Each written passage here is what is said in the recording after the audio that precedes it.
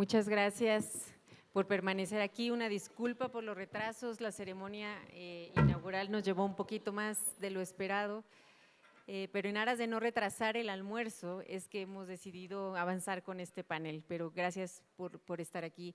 Y agradezco mucho a nuestros panelistas del día de hoy. Es para mí un verdadero honor coordinar esta sesión en donde solo voy a pasar el micrófono a estos importantes invitados que tenemos el día de hoy para discutir en torno a el acceso abierto diamante como una vía para alcanzar el bien público.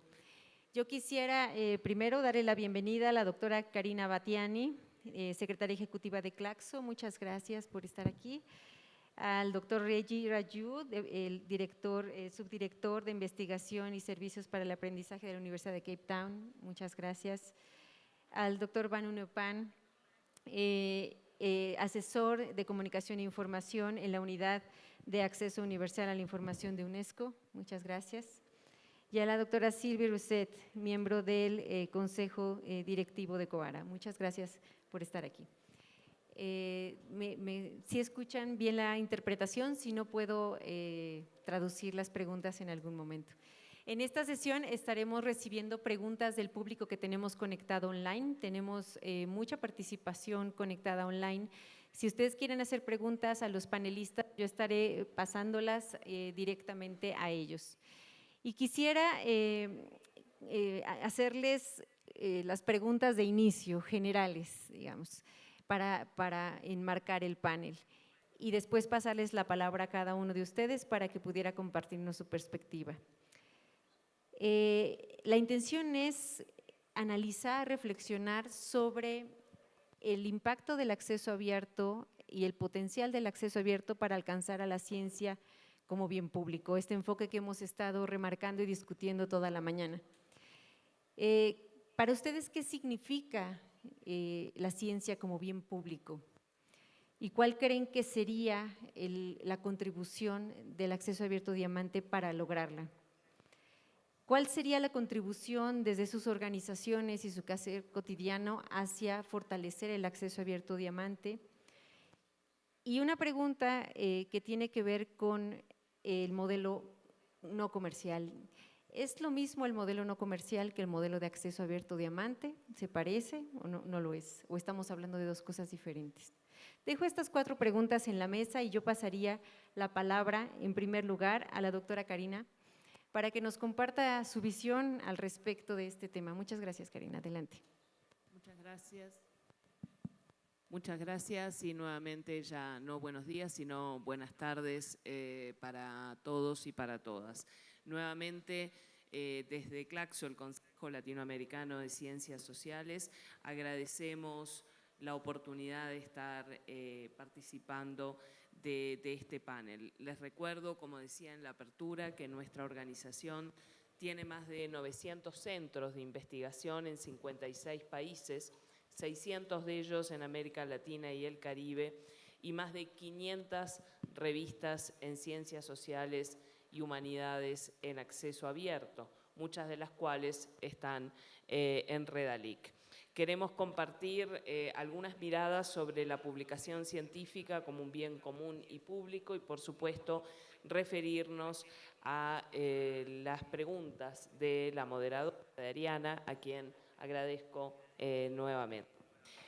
En América Latina y el Caribe estamos en una región donde la investigación y la comunicación científica se financian principalmente con fondos públicos, donde está muy presente una visión de la ciencia y del conocimiento científico como un recurso compartido por y para toda la sociedad, involucrando, por tanto, diversidad de conocimientos, diversidad de voces que pueden contribuir a resolver necesidades de nuestras comunidades.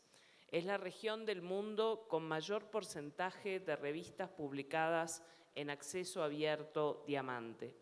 Revistas que son propiedad de la misma comunidad académica, sin tercerización comercial en su gestión, lo que por tanto involucra un enorme esfuerzo y compromiso de quienes realizamos investigación y de quienes trabajan en las bibliotecas y en los equipos editoriales de las universidades y de otras instituciones de investigación para cuidar la calidad de revistas y libros, para organizar la revisión por pares de los contenidos y para gestionar las infraestructuras necesarias para la difusión de las publicaciones en acceso abierto, de acuerdo siempre a estándares internacionales de calidad.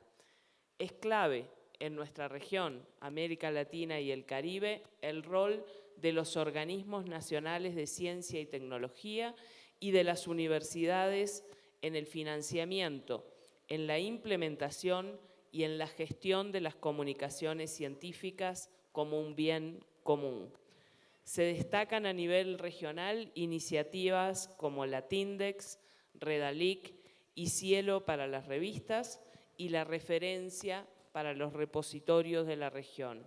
Y a nivel universitario, los repositorios se complementan con plataformas de software libres, OJS para la gestión de revistas, con más de 100 revistas propias en el caso de las principales universidades de investigación de la región, como la Universidad de San Pablo, la UNAM, la UBA, la Universidad de Chile, entre otras.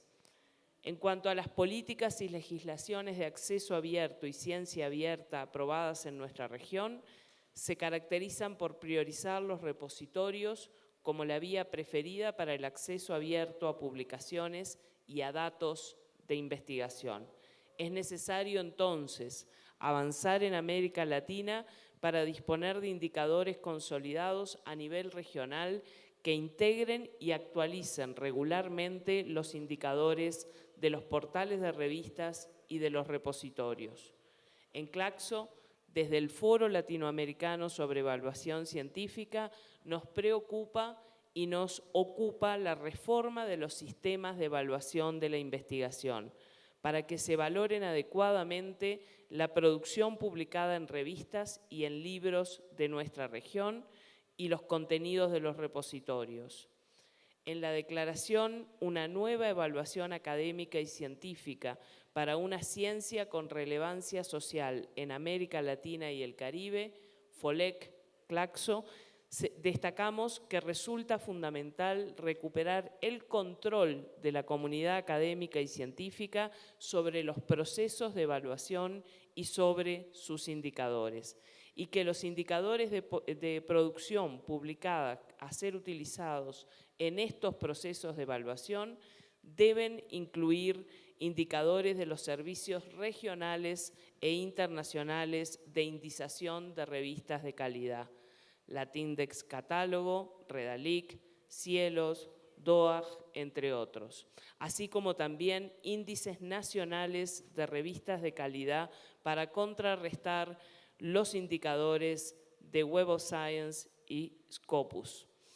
Asimismo, en la declaración se enfatiza la necesidad de valorar adecuadamente el multilingüismo que favorece el desarrollo y difusión de investigaciones socialmente relevantes y contemplar en los procesos de evaluación de investigadores e investigadoras también la tarea de revisión por pares como parte de las actividades de quienes investigan y como un aporte relevante a la comunidad científica y académica.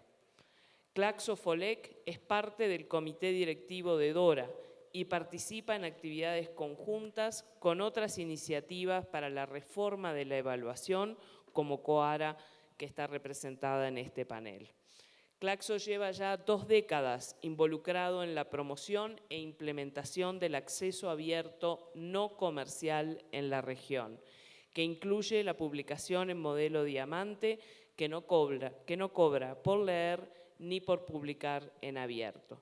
El catálogo editorial de CLACSO tiene más de 4.000 libros en acceso abierto y el repositorio de CLACSO de Ciencias Sociales y Humanidades brinda acceso a más de 150.000 publicaciones.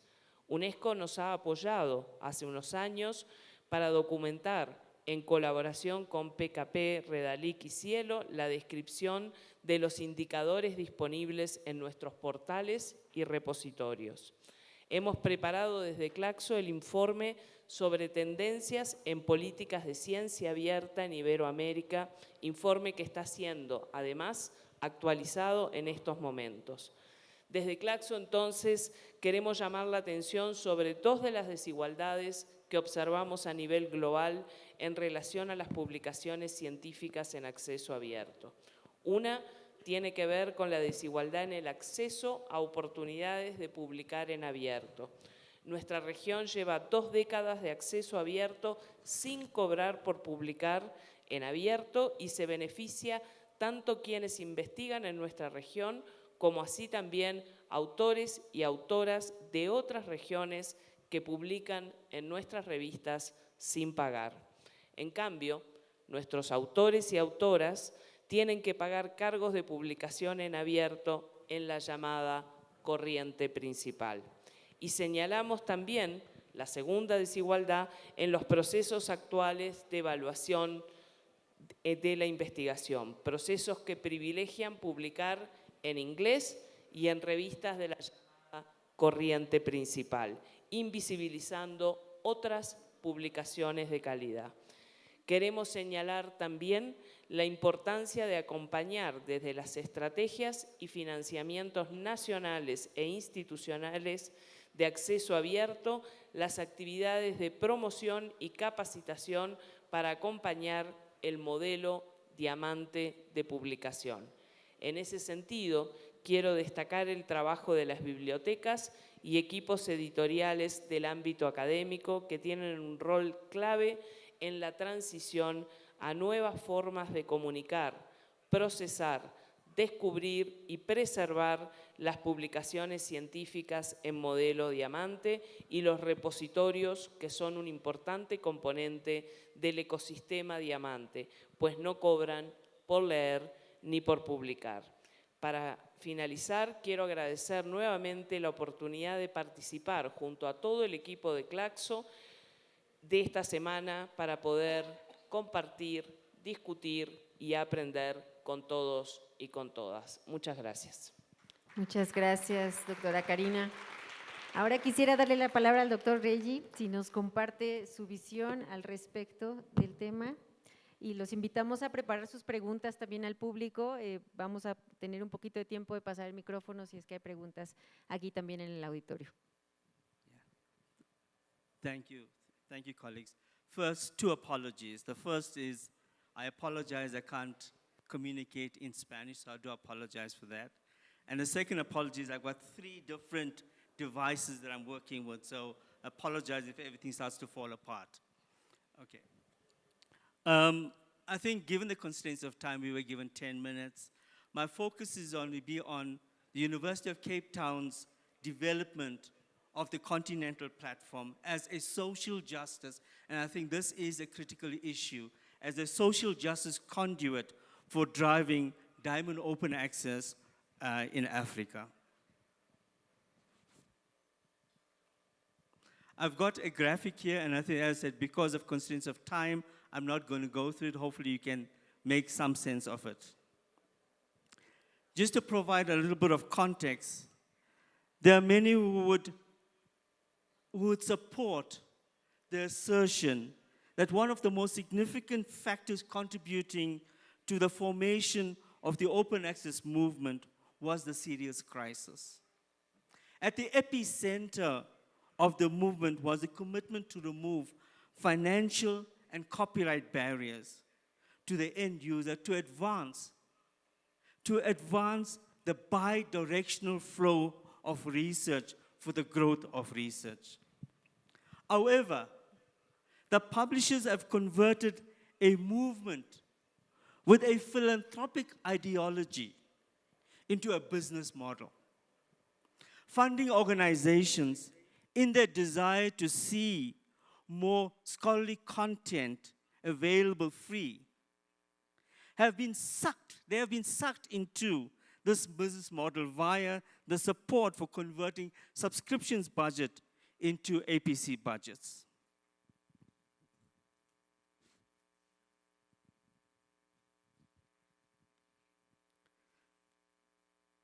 the open access movement in its current configuration has inadvertently abandoned Africa. We moved away from betrayal to abandonment. Interventions such as APCs on the back of inherent bias in the scholarly ecosystem fuels this abandonment, leaving African scholarship marginalized. In more recent years, Africa has been searched for relevance and location within a movement, while the global north throws breadcrumbs in the rollout of a policy of appeasement. Africa is now in search of a transformative worldview of the open access movement for the inclusion, demarginalization, and more importantly, the denorthernization of the publishing ecosystem. It is posited that Diamond Open Access delivers on this transformative worldview. Further, it is argued that a significant driver of Diamond Open Access model is social justice. I'm going to work with the definition that social justice is the act of being fair and equitable and breaking down barriers to unfair practices and inequalities. Social justice calls for the dismantling of structures that perpetuate exclusion and inequality, and the reconstruction of alternate structures or remedies that contribute to the promotion of equity, inclusion, and diversity. Unlike Global North, finance is only the tip of the iceberg, as Global South researchers have to navigate conscious and unconscious bias that have become so ingrained, in the ecosystem that it has become an accepted practice under the guise of academic rigor.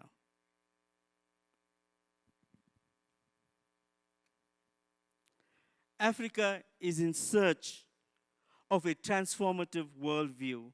We're looking at Diamond Open Access in conjunction with social justice, no APCs, inclusion, and such to make that scale balance. What we've done at the University of Cape Town is that we've developed what we call the Continental Platform.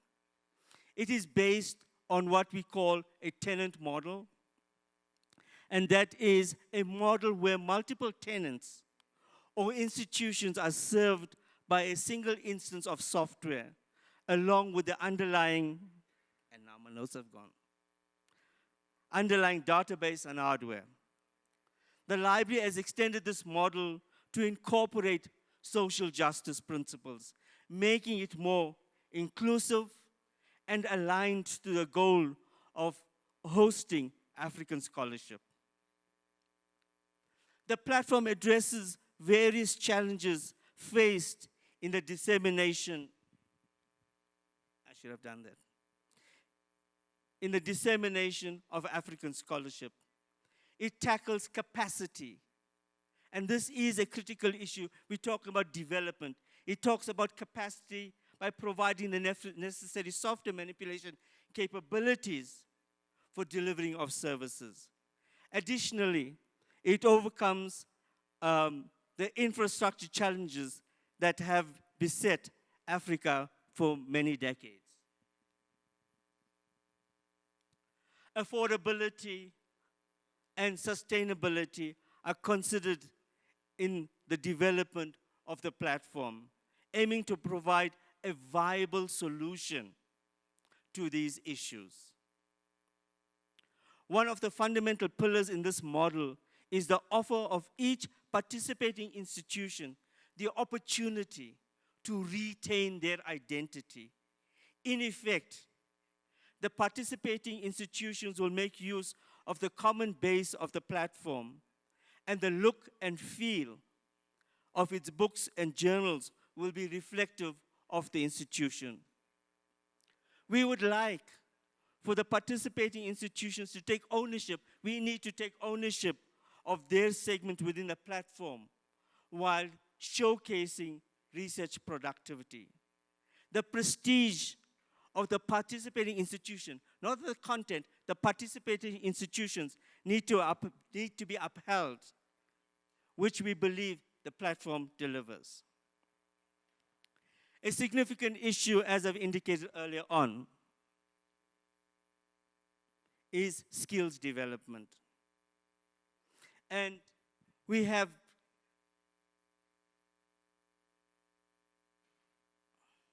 I do apologize, I having to maneuver all three. The infrastructure, as well as the deficit in IT skills, is addressed. The focus now is on developing the technical skills associated with the publishing process. UCT has engaged in training of library staff as well as the producers of content. And here we're talking about the researchers. Poor internet infrastructure makes virtual training almost impossible. So we are reliant on funding so that we could deliver face-to-face training. So the next question that we looked at, and as you could see in the graphic there, those are the countries that are currently publishing on that particular platform. Gambia and Rwanda have been trained on using the platform and are currently developing content to publish on the platform.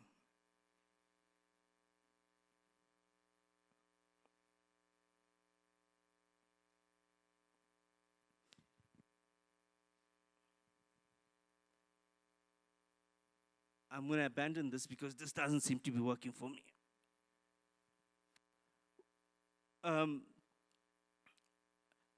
We have looked at this, and now we talk about what is the impact. What is the impact of having your content in the open? I have taken the constitutional law textbook to reflect on the impact of the textbook in realizing the core issues within a social justice paradigm. This particular textbook was written for students, by students, because constitutional law is one of the most failed courses in a law degree across the country. And there are many reasons to this, and the primary reasons are that the language style is very dense, and the textbooks that the students have to buy is far too expensive. So what we've done in this particular textbook, we got the students to write it for students, and it is published Diamond Open Access, so it is free to the students. We then did an analysis of it, and we found that this book had been downloaded 192,000 times from across the world. 67% is from within South Africa, and the rest is from the rest of the world, including global north countries. Here is a graph showing the downloads, and as you could see, those that are circled in red, those are basically the months our students write exams. In the month of September, there was over 12,000 downloads for the year 2021. For year 2022, it was 10,000. And in 2023, it was 12,000. So the question is, does it have an impact? And we did further analysis just to see who, in terms of the University of Cape Town, who has benefited from this particular textbook. And we found that the student pass rate, especially students from the black group, which is basically Indians, Africans, and coloreds, has risen from 65% to over 80%. So the question then we're asking ourselves, what have we achieved? This book is OA compliant. It is Diamond Open Access. We've dealt with the issues of equity. When we talk about social justice, we talk about equity. The book was written for students, by students. The students are using the book, and we could also see that it's in a language that students can understand. Inclusion. We also have the book in audio format because students, not all students are English speaking. Some of the students would prefer to listen to the book first before reading. So the book is in audio format. The book also looks at inclusion in terms of those that have sight issues. We look at expanded readership. It is being read across the world. And then leveling the playing field.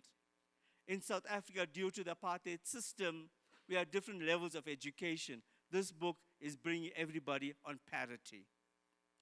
Development, we're talking about developing the next generation of researchers. The students are now being cited in international texts. And empowerment, the lay person, the man in the street, sorry, I should say, the person in the street, now has access to a critical text that they can read. So I think going forward, the critical issue that we want to address within a social justice paradigm is how do we ensure that the community, irrespective of how one defines the community, how does it impact and how does it develop and grow? Thanks, Serene.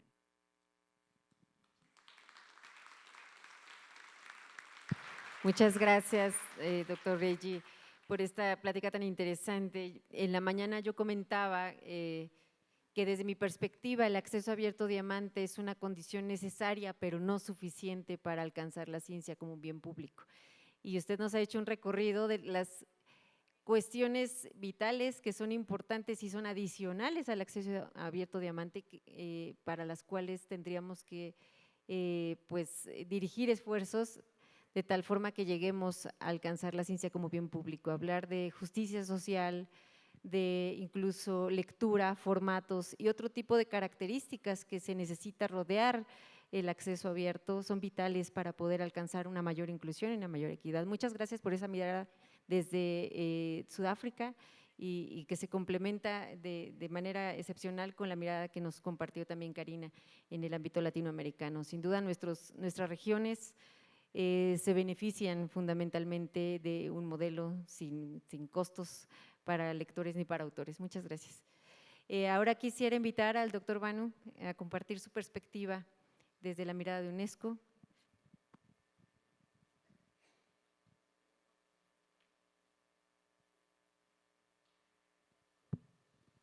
Thank you very much, Ariana. Glad to be here. In fact, last night, when I was flying all the way from Paris to here, I started scribbling a few things in my iPad. And perhaps, I thought about, sharing exactly the same thing to you. What had happened is, back in 2019, UNESCO had brought about another standard-setting instrument, and it was very rightly noted as, I'm just going to read it, recommendation on science and scientific researchers, encouraging member states to facilitate access to knowledge, including open science, in order to promote science as a public good. Perhaps many of you may not have heard about this standard-setting instrument, but this also, this was written from the perspective of a researcher and primarily spoke about why we should allow a researcher to do a research that he likes to do, and also publish it in a way where he likes to publish. But many member states essentially said that if my researcher will not publish in a high impact in a journal, perhaps he should be considered substandard, and he should not be promoted the way other colleagues should be promoted. quite interestingly, we came to 2020, for some reason, many of the member states had forgotten about, this standard setting instrument. And we started deliberating on exactly the same thing. That was to come up with, a recommendation on open science, which I think has become a buzzword now. And just yesterday, I was trying to come up with, a total website, that mentions it. It runs in billions. So it looks like, and I'm just, asking you, how long it will be, when this thing will again become a thing of the past, perhaps, will again be cannibalized by some people or some group, with commercial interest. So I think, we have to take some precautionary step here. 2021, UNESCO's General Conference adopted open science recommendation, and it, in fact, has become, as I was saying, a viral issue. Everyone is talking about it. Everybody wants to do something. But perhaps, one of the things, that we also have to touch our hearts and say it is, are we kind of, repurposing the open access movement that we had started earlier and calling it, now open science movement? It brings, extremely interesting, perspective here that, back in 1987, when Bertland Commission came out with, okay, we should start, talking about, sustainable development, people had forgotten about it.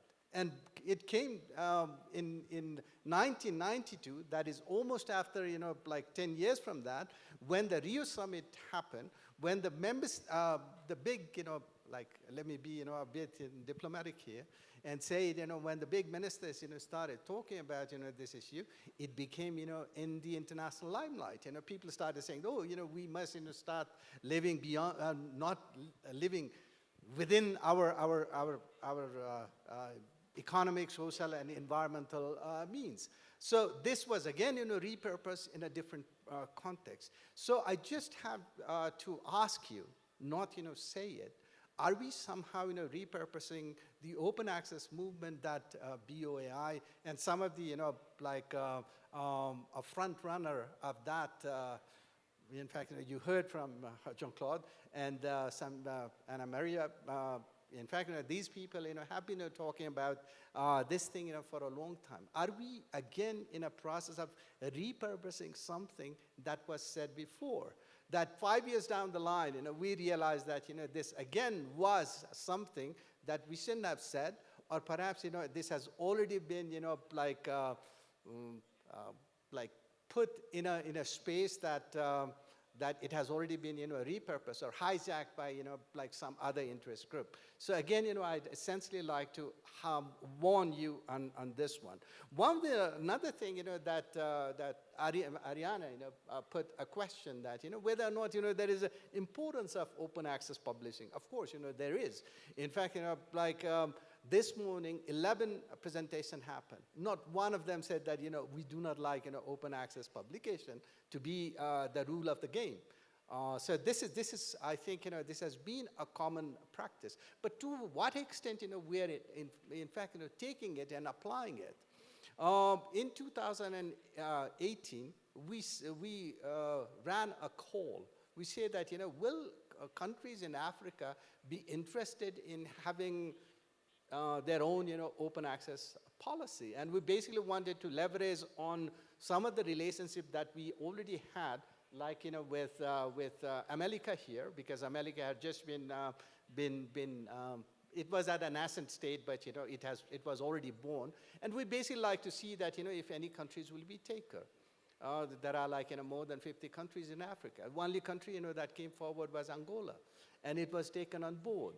But what about others? Don't they require, open access to be, their publication model? I'm not too sure.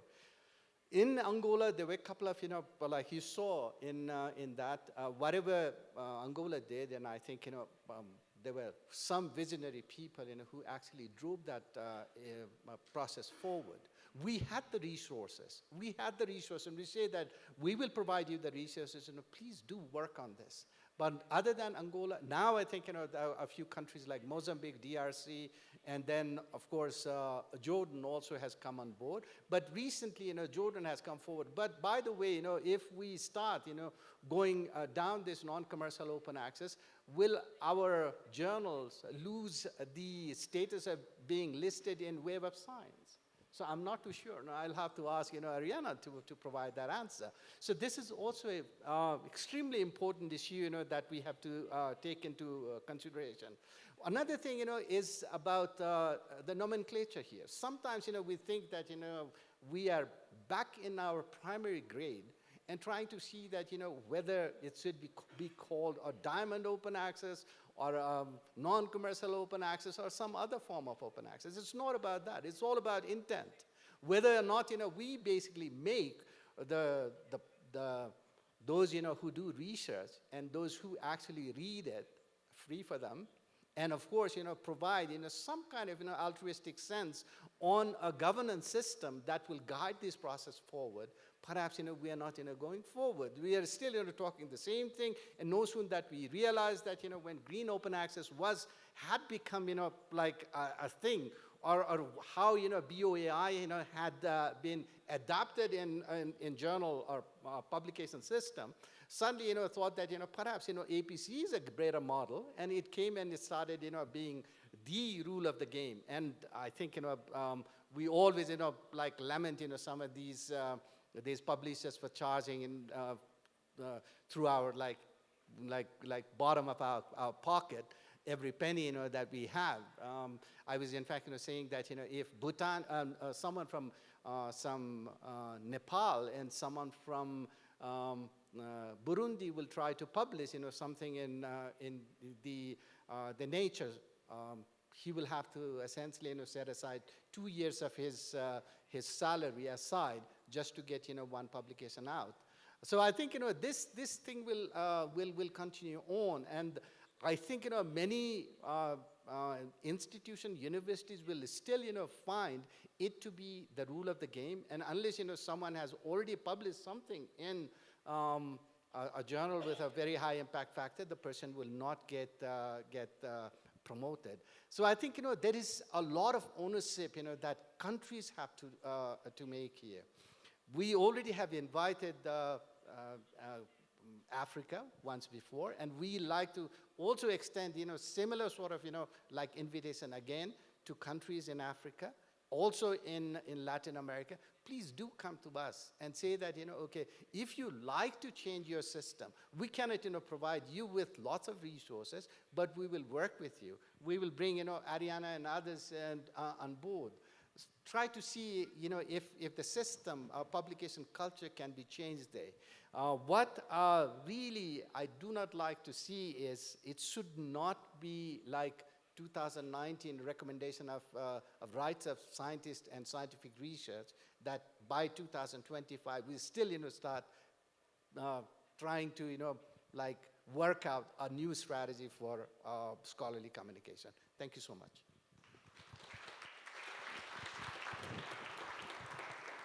Thank you very much, Banu. And I just came to my mind when you highlight the dependence from diamond open access and non-commercial open access in particular to the industry of prestige. So non-commercial open access, from my perspective, it is not only a sustainability model, it's also a complexity of concepts that are attached also to the research assessment and policies and public policies related to that. So if we don't evolve research assessment, we don't have a very good future for diamond open access as well. So thank you for reminding us and for promoting the South-South collaboration, which is very important for our regions. Thank you. Oh, sorry, I changed language, I didn't realize. Okay, Sylvie, the floor is yours. Thank you very much.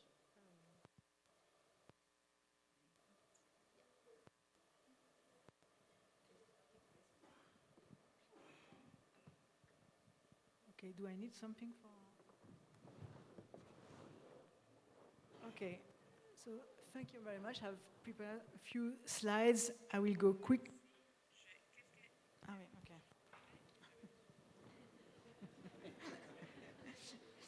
Sorry.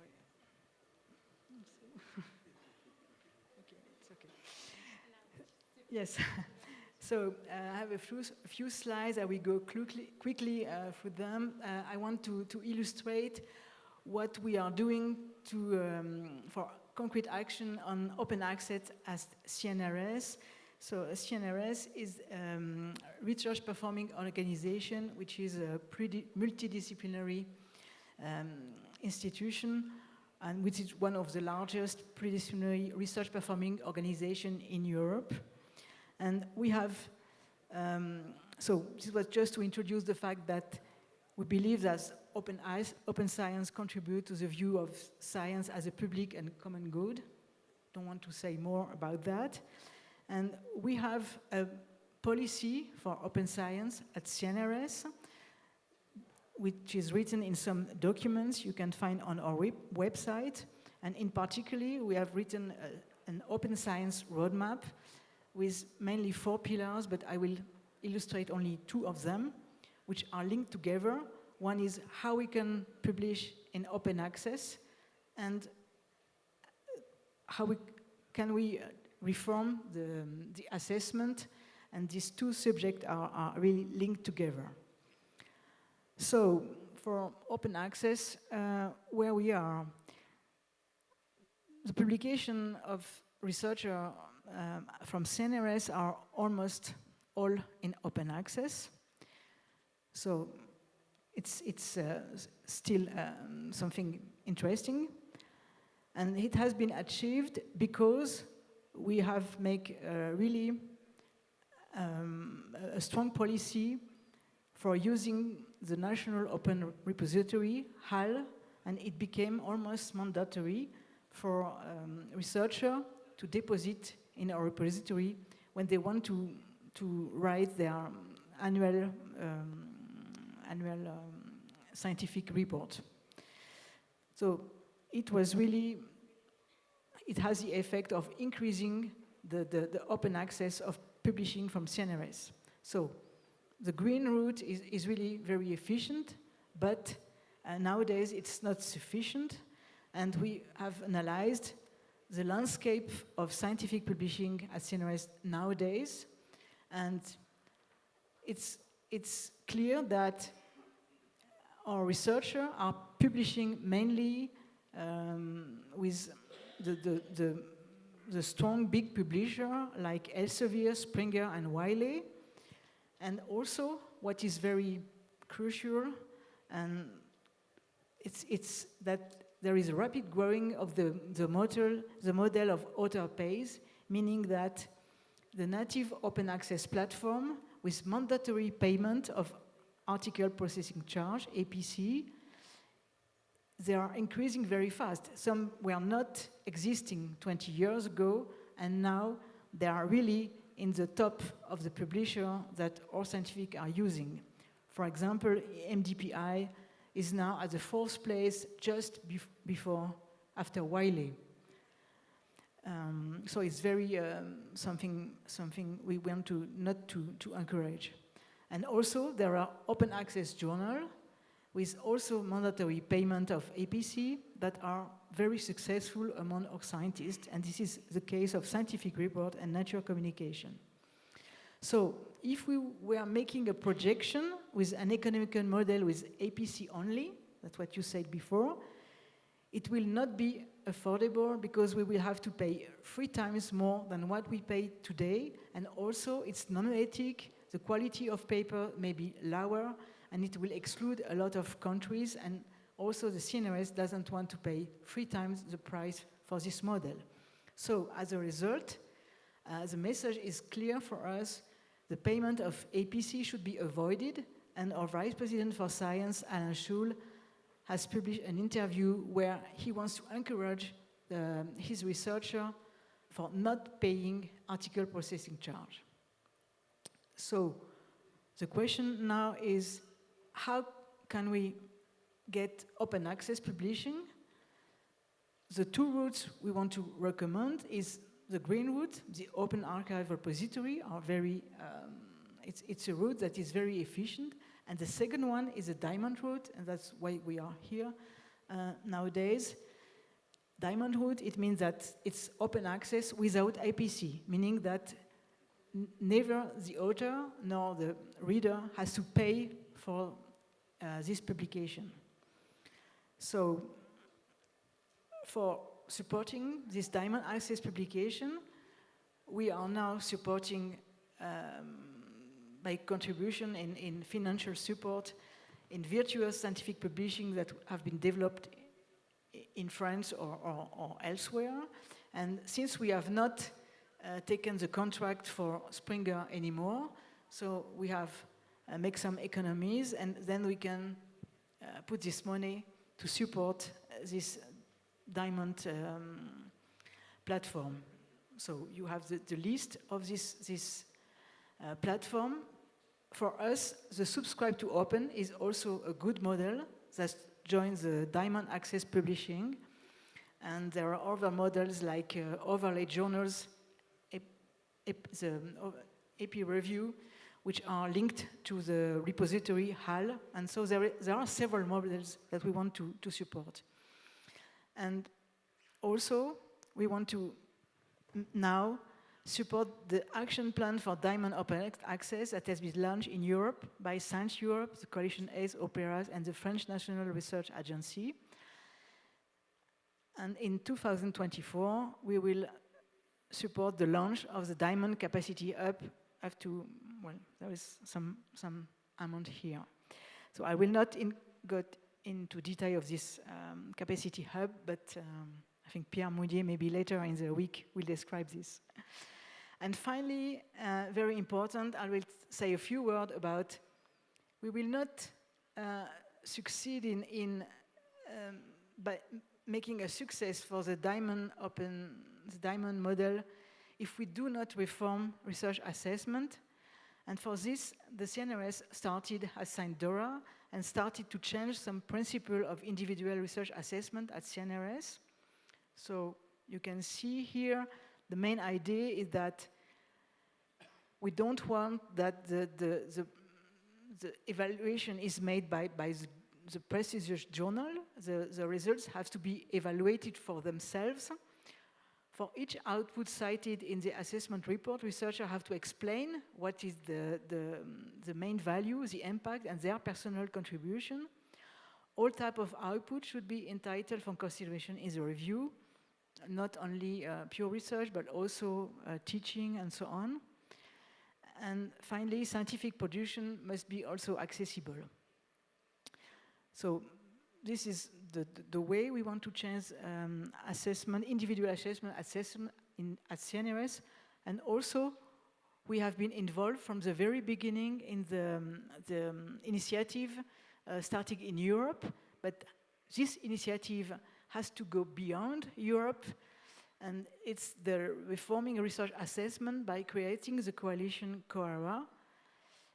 And now there are almost 400 institutions that have signed up and which are members of this coalition starting in the 1st December of 2022. And this coalition offers a space for its members to learn from our experience and to advance in this process for changing assessment.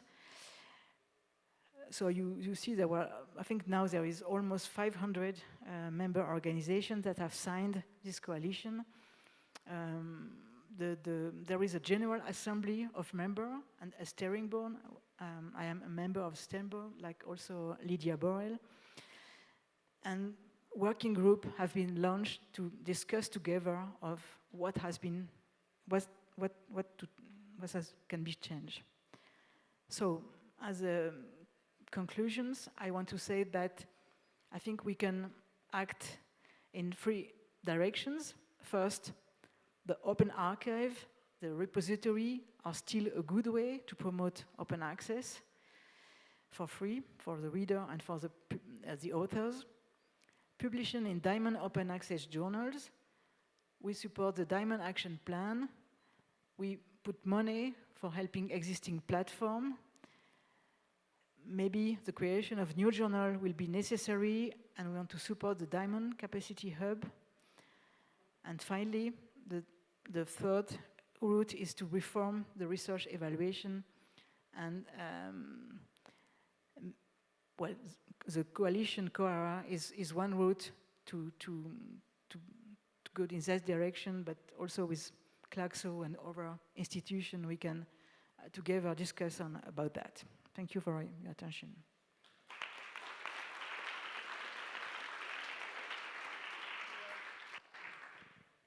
Muchas gracias, Silvi. Gracias por recordarnos, y es que no es que no lo queramos recordar, pero hablando de revistas se nos va un poco la atención, pero por supuesto que no podemos imaginar un ecosistema de ciencia como bien público sin la vía verde, sin los repositorios, sin nuestras redes nacionales de repositorios, sin la forma desde la comunidad de publicar el conocimiento científico. Ese es desde nuestra perspectiva también el ecosistema ideal para avanzar hacia la ciencia como bien público. Y por otro lado, la labor respecto al avance en la evaluación de la investigación y la iniciativa COARA en América Latina, nosotros tenemos FOLEC desarrollado dentro de CLACSO, y será muy interesante durante estos días ver las reflexiones de cómo vamos avanzando en diferentes regiones, y también me parece que resulta muy interesante observar cómo evolucionarán nuestros sistemas de evaluación en ambas regiones, dado que tenemos contextos y paradigmas de comunicación científica distintos. Los retos de la evaluación científica en América Latina seguramente serán distintos a los retos en Europa, pero vamos en una dirección correcta, me parece, en discutir y que esto tenga que avanzar. Muchas gracias, Silvi, por eso. Ahora quisiera abrir un par de preguntas, no tenemos mucho tiempo, yo sé que ya tenemos hambre todos, bueno, más son mexicanos porque los mexicanos comemos mucho más tarde.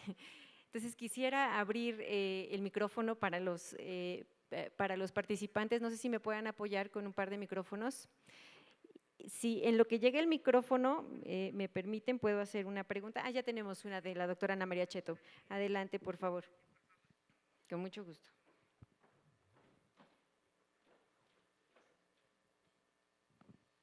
Sí, está abierto, sí.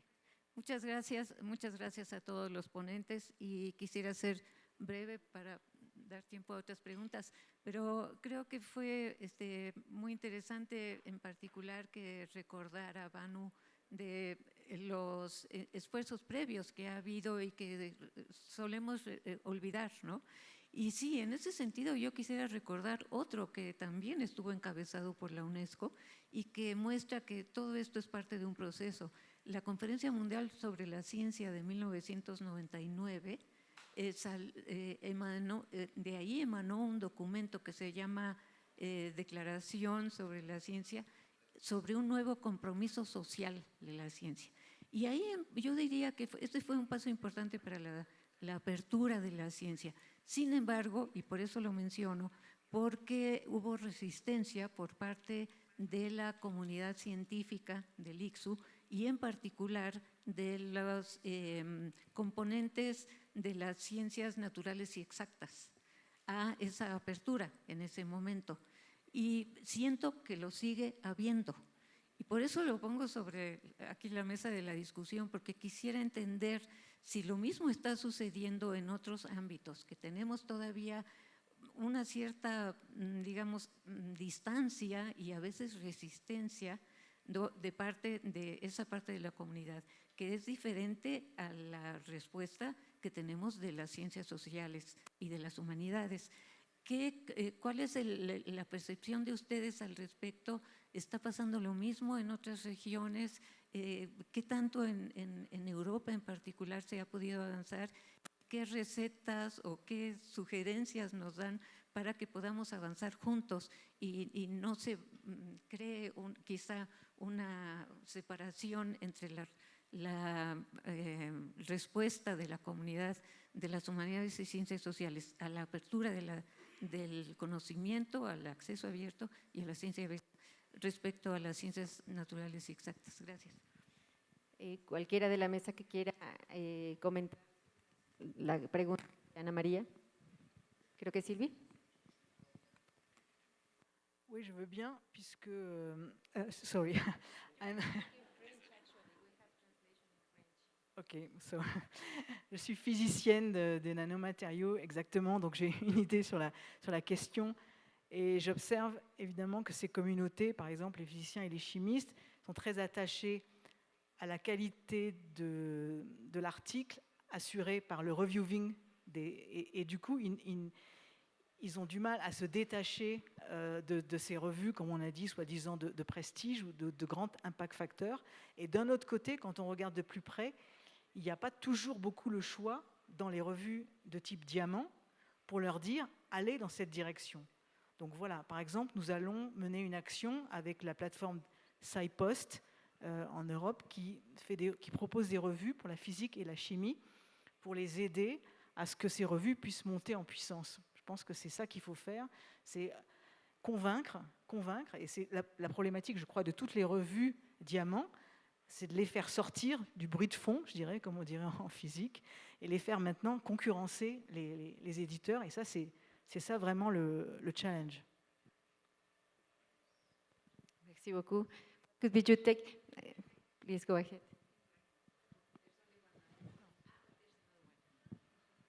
Yeah. Look, for me, I think one needs to go back to the very basic. What is the purpose of research? And I think somewhere along the line, we lost perspective of what the purpose of research is. Research is to find solutions for society. Research is to find solutions for our growth. And then we have all of the other issues that are now at play. And what Banu had indicated is actually correct. We are in the same pond that we were from the word go. We are the small fish, and then you have the sharks that are swimming around. What we have not done is made the mind shift change. We talk about assessment. What are we talking about? We're moving from journal impact factor to article impact factor. What's the difference? Are we talking about, has your research contributed to the SDGs? Those are the things that we should start looking at. And I must say to Banu that we've been working very closely with the Namibian government. And I think we've made a number of breakthroughs. What's the difference between international and national? So when people apply for promotion, have you published internationally? What is international? For me, international is everything outside the boundaries of South Africa. But that is not how that is defined. International is defined in terms of, have you published in the Americas or in Europe? That is how international is defined. We need to go back to basics and say, this is how we want to define. And the same with Diamond Open Access. We are all here, it's a tweak. How much have we changed? Because for us in the Global South, it's not just the finance. It is the conscious and unconscious bias that we have to navigate. And those are our challenges. Thanks. Thank you, Reggie. Banu, what is your take on this? Yes, very interesting question that is. I think, Subaya Arunachalam may have, sent this email. Closer a little bit, please. No, it's on, but closer. Okay. Subaya Arunachalam must have, sent you an email, just recently. And in that one, he actually said that Indian Institute of Science, which is almost at par to MIT or Harvard, has recently taken a step that it will encourage, all of its scientists to publish through the high impact factor journal published by, I will not, name a company through that.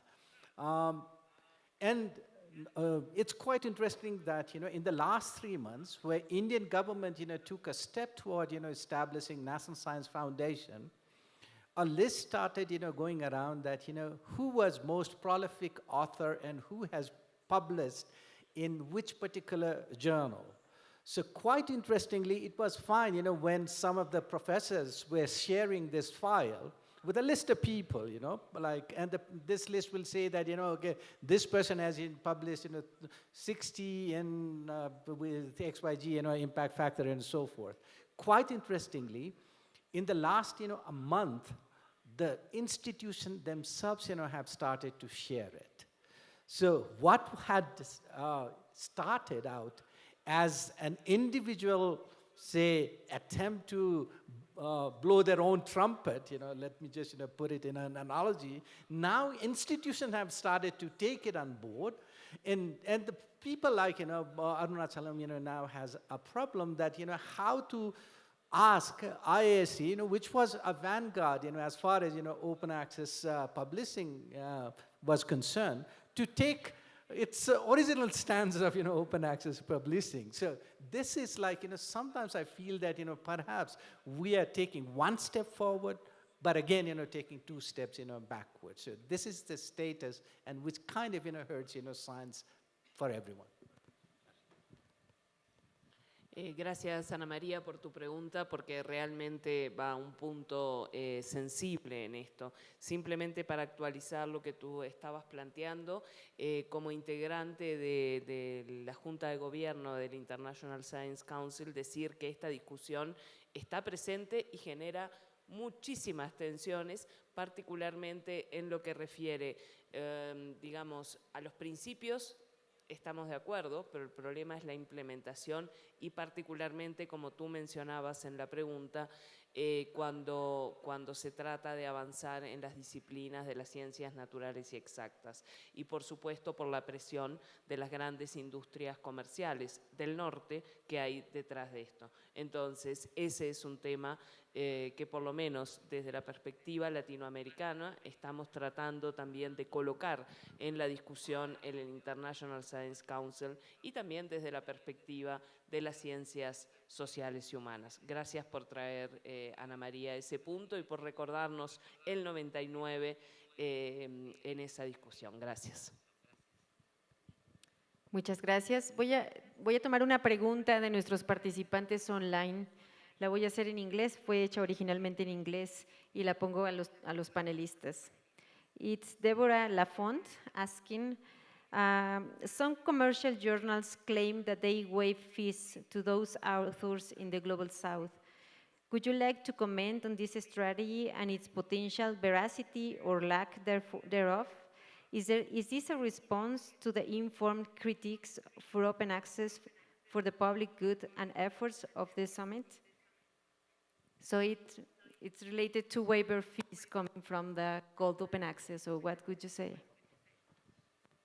Yeah, I think again, it comes back to the issue of the begging bowl syndrome. When are we going to abandon the begging bowl syndrome? For me, that is the issue. Who is feeling good in this particular process? So I'm not answering the question, but for me, again, I think I've always said Africa must abandon the begging bowl syndrome. That's it. And again, publishers mustn't feel good. It's our research. All they're doing is distributing it.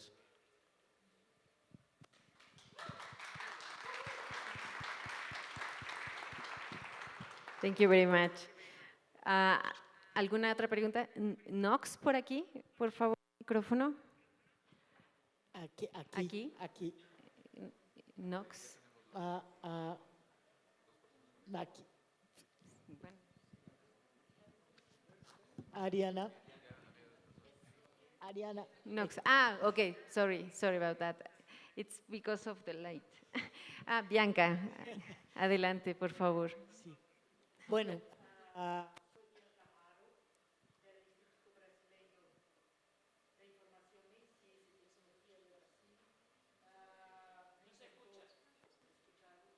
No se escucha, Bianca, no sé si esté apagado el…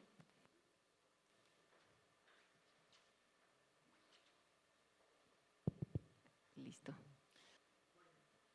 ahora creo que está con un poco de problemas, pero lo intentaremos hablar con esta voz un poco… bueno, Bianca. Creo que todos ya saben, soy Bianca Amaro del Instituto Brasileño de Información en Ciencia y Tecnología de Brasil y me encantó todas las presentaciones y me queda una reflexión yo creo que poner 2 puntos. Primero, la actuación que puede llegar a ser una actuación conjunta en términos lingüísticos para la cuestión del acceso abierto diamante. Digo eso después de la exposición de la situación de África. Yo presentaría la situación de África con aquello que se refiere a la lengua portuguesa, los países de África de lengua portuguesa, que se está estructurando de una manera bastante importante, con la creación, por ejemplo, del repositorio de la producción científica de los países de la comunidad de los países de lengua portuguesa, la CPLP, donde participamos todos los países, incluido Portugal y Brasil igual, y que estamos nos estructurando y actuando en conjunto. Otro punto que me parece muy importante es la actuación de algunos países, por ejemplo, Mozambique, que ha sido citado aquí, ya ha sido sede de una conferencia lusófona de ciencia abierta el año pasado. Entonces, me quedo pensando en todas estas estrategias, principalmente nosotros de los países del sur, que tenemos que actuar en conjunto, encontrando algún punto en común en todos nosotros, porque yo sé que principalmente África es muy distinta, tiene muchas diferencias entre los países, pero a lo mejor encontrando puntos en común para una actuación más importante. Y en este sentido me refiero también a la actuación, Silvi, de Coara, que, por ejemplo, hemos tenido la suerte de tener una presentación de Eva Méndez en la conferencia lusófona de ciencia abierta, y Brasil conformará una parte de participación dentro de Coara. O sea, tenemos que buscar, y esta es la pregunta, ¿creen usted que esta forma puede funcionar? Encontrar puntos en común para una actuación conjunta, para incluso cambiar todo este modelo, porque es un modelo capitalista. Tenemos todos los dedos para tratar de las cosas, pero estamos luchando contra la comunicación científica comercial. Entonces, ¿cuáles serían otras vías, aparte de encontrar puntos en común existentes entre los diversos países para una mejor actuación, principalmente los países del sur del planeta? Muchas gracias. Muchas gracias, Bianca. Si les parece, tomamos 2 preguntas más del público y después paso la palabra al panel en aras de acelerar un poquito esta parte de la discusión, que es muy interesante, la verdad. Yo podría quedarme sin comer y seguir discutiendo este tema, pero adelante, por favor. Muchas gracias.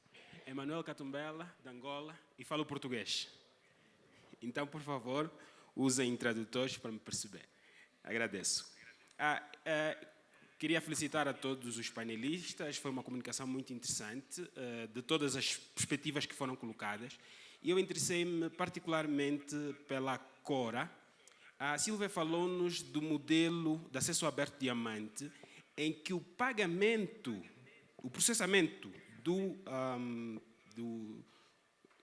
processo administrativo para a publicação de um artigo é pago por uma entidade e não pelo autor.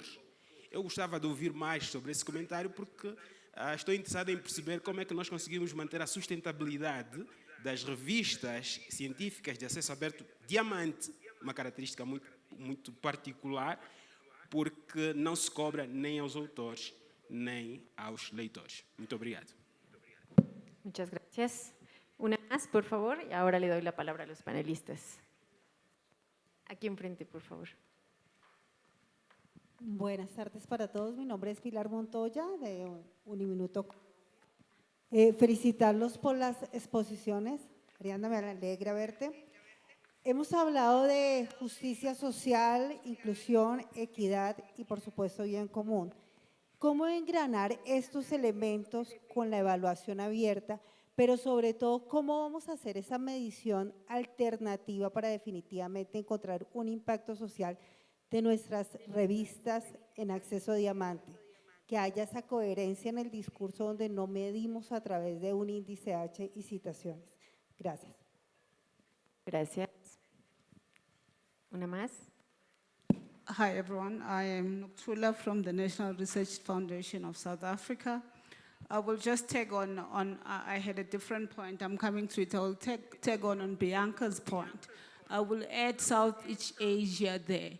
How do we get together and decide what does open access look like for us? And to tag on Raju's point, how do, as researchers, take back the publications, take back the publications? The question I want to ask, or the thought I want to ask from the panel is, most countries are going for open access policies, like the US or TP. The Canadians are looking, everything must go open access. The French, everybody's going that. I really feel if we don't get our act together, we are heading for collusion. Because it means all the researchers have a pressure to publish open access. It means they have a pressure to pay. So the publishers are sitting pretty, waiting for those policies, waiting for all those 100% open access publications to go through. It means APCs. So until we recognize repositories, open diamond access, until, as Jean-Claude said, I like this idea, build a platform that will take all the different types of things that we're doing that support scholarly publication without all these metrics. We are really fighting a losing battle. Thank you. Thank you very much, Nox. Bueno, dejo las preguntas al panel en una última reflexión. No sé, les daría la palabra a cada uno, si les parece bien, un minuto para decir o tratar de contestar alguna de las preguntas en un minuto para ya poderlos dejar ir. Je vais bien répondre à plusieurs questions sur le fait de faire ensemble. Évidemment que dans Coara, on veut ouvrir au niveau international en dehors de l'Europe, et c'est ce que vous avez dit, et inclure des membres de tous les continents dans nos réflexions. Donc ça, c'est quelque chose qu'on peut faire dès demain. Ensuite, sur la question de l'accès ouvert, que tout le monde ait accès à l'accès ouvert, je dirais que cet accès ouvert, il existe en fait. Il faudrait une façon de faire, c'est de se coordonner pour faire connaître, parce que finalement, des revues diamants gratuites, il y en a beaucoup. Si on prend Cielo, Redalyc, chez nous aussi, partout. Donc, je pense aussi un objectif du plan d'action diamant, c'est de faire connaître, peut-être sur une même plateforme, c'est ça le Capacity Hub, de faire connaître ces revues et d'encourager les gens à publier dedans, parce que c'est gratuit pour tout le monde. Et par exemple, également, sur les archives ouvertes, comme je l'ai montré, l'archive ouverte en France, HAL, elle est ouverte à tous les chercheurs du monde entier. Il ne faut pas être français pour déposer son article dessus. Donc, ça ne veut pas dire qu'il faut faire que ça, mais on peut déjà, entre nous, discuter pour répondre à la première question. Je veux publier un accès ouvert, comment je fais? Et si j'ai besoin de développer chez moi ma plateforme, il peut y avoir certainement des actions communes à faire. Thank you very much. Thank you very much. I would like to take on what Bianca said. Nice to see you, Bianca, again. In fact, on 1st of November, we are in fact having a discussion with Brazilian delegation in Paris, primarily to see that next Portuguese Day will be focusing exactly on this point that you have just said. But what we are doing is we're doing it with a twist. We say that, okay, a repository on Portuguese language had changed the landscape of, how Portuguese language researchers are shared among, Portuguese-speaking country. But can this model be also replicated for Kisawili, for example? Can we have a similar model for Kisawili or, for other, languages that are spoken in Africa? So we are, in fact, trying to explore that. And in the next Portuguese Day, that will be the point, that we will discuss. Primarily to see that the scholarly publication discussion, it should not be primarily confined to 14 languages, which essentially constitute, 99% of the research output, which is out there. What about, there are like 7,000 languages that are spoken in the world. What about, 6,986 languages? Because none of these languages are even considered worthy enough to be spoken or, taken as a lingua franca for scientific investigation. So that is where, we will have to press our effort. And something that Angola has done, and I'm again, coming back to that one, and there are other countries, which are present there, of course, from Africa as well as from Latin America. If you want to do exactly the same thing, replicate the same model, what we had done in Angola, we'll be more than happy to assist you. Thank you so much. Sí, en un minuto, como pedía Ariana, destacar 3 cosas en términos de cómo movernos hacia adelante. La primera, volver a insistir en la importancia de la evaluación y de realmente colocar allí la discusión. No es posible avanzar en ciencia abierta, en acceso abierto, sin colocar la evaluación en el centro y colocar una vez más lo que planteaba Ana María en su pregunta. Es necesario en todas las disciplinas, ¿verdad? Segundo, plantear la necesidad de trabajar conjuntamente y de pensar el financiamiento para la infraestructura en acceso abierto, porque si no estamos dando vuelta sobre condiciones desiguales de partida que van a ser absolutamente imposible de superarse en el camino. Entonces, coloquemos esa pregunta también. Y tercero, vinculado a ese trabajo conjunto y esa cooperación a nivel internacional en términos del acceso abierto diamante, pero nuevamente en condiciones de igualdad y también en la toma de decisiones, porque ha ocurrido con algunas iniciativas y quienes impulsamos iniciativas muchas veces tenemos esos temores, iniciativas que surgen desde el sur, por ejemplo desde América Latina, que son tomadas globalmente, pero que por algún misterio desconocido, cuando se toman globalmente las representaciones del sur y sobre todo la capacidad de plantear, de estar en los lugares de toma de decisión y de plantear decisiones desde estas regiones, por algún misterio que seguramente muchos y muchas de los que están aquí conocen, esa posibilidad desaparece. Entonces, planteemos también ese tema en la discusión para que realmente se puedan tener efectos hacia adelante. Gracias, Karina. One final word, Raju? Yeah, I think I'm very controversial, so I won't want to say too much. But why can't we have a Mexico declaration and saying, this is what we want to do? We do it while we're here. Thanks. You are not controversial. You are so right. Let's do it. Gracias a todos. Gracias a todos los que están aquí.